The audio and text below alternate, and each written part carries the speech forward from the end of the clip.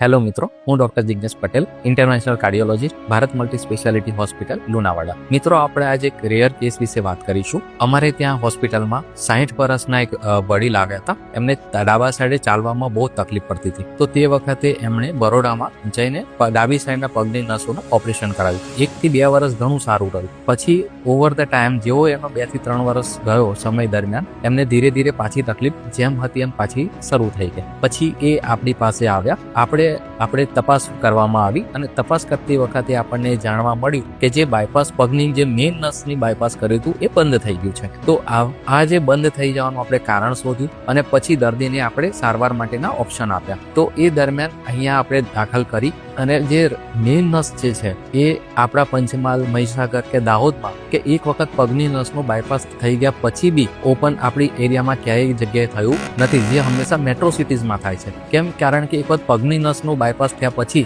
એ main નસ ખોલવી બહુ જ અઘરી હોય છે, જે આપણા ભારત મલ્ટી સ્પેશિયાલિટી સેન્ટરની અંદર ખોલવામાં આવી અને એ નસ ઓપન બલૂન કરી અને પછી એને સ્ટેન્ટ મૂક્યો અને સ્ટેન્ટ મૂક્યા પછી પેશન્ટ સરસ રીતે સારું થઈ ગયું છે. તો આવા આપણે દર વખતે પેશન્ટને મેટ્રો સિટીઝમાં જવું પડતું આની સારવાર માટે. એ જ સારવાર હવે આપણે આપણા લુણાવાડા જેવા સેન્ટરની અંદર પણ શરૂ થઈ ગઈ છે અને જે એકદમ રાહત દરે થઈ જાય છે અને પેશન્ટને પણ બહાર હેરાન થવું નથી પડતું.